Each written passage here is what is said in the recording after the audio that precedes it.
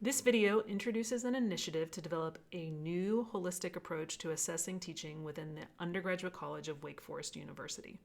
It also introduces a video series that will give some details of the conversations we had as we developed this new approach.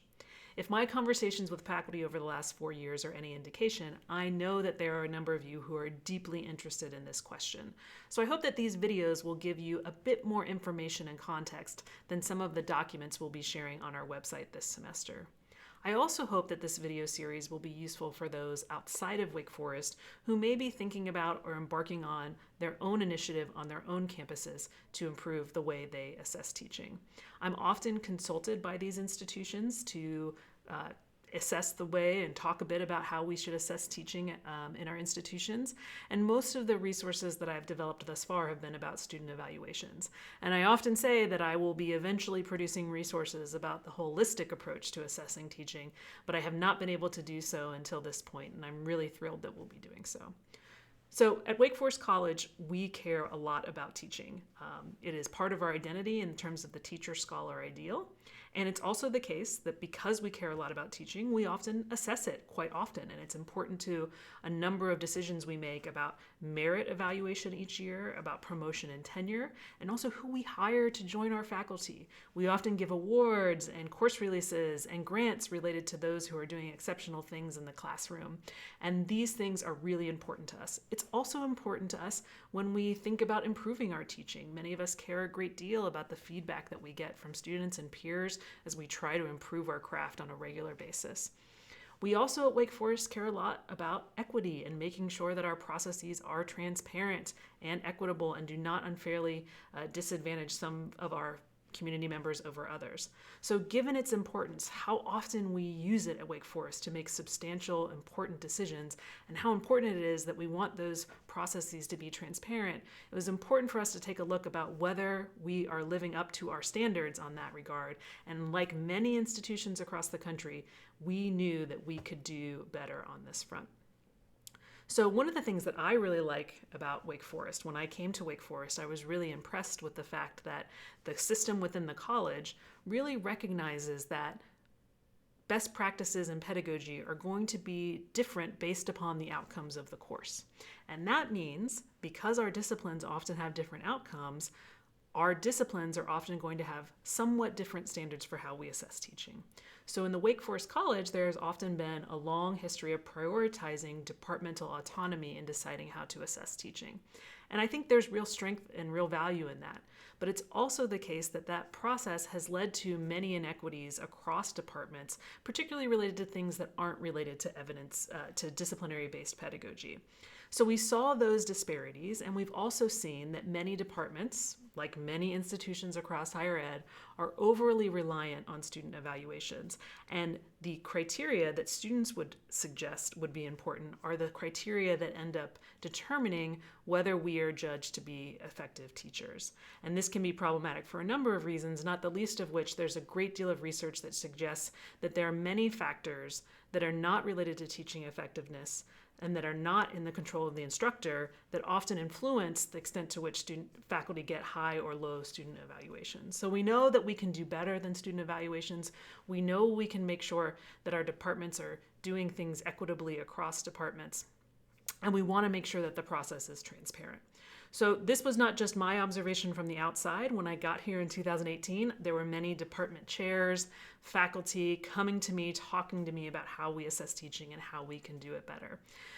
The associate deans and the dean in the college had also been hearing from faculty on this front, and this just accelerated during the pandemic when there were concerns about how we would assess teaching in that emergency moment. And then we passed some general ed curriculum changes, and there were some concerns about whether those teaching those courses would be assessed fairly compared to those who are teaching upper level courses. And so there were a number of conversations happening across the institution about how we might improve the way that we assess teaching at Wake Forest. So the associate deans and the dean of the college invited the CAT to consult with them about best practices for assessing teaching. So in the fall of 2021, the CAT began meeting monthly with the associate deans and the dean to discuss what we know about best practices for assessing teaching based on the research and also what other institutions are doing.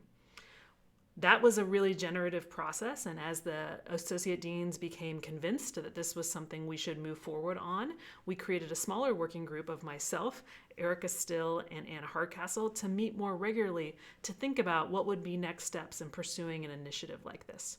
So in the spring of 2022, we met regularly and then also decided the first thing we needed to do was to talk to faculty at a more widespread basis to make sure that what we were hearing from those who had come to us was consistent with what all of our faculty might be thinking and feeling. So we did a full college faculty survey and also hosted 10 focus groups with faculty.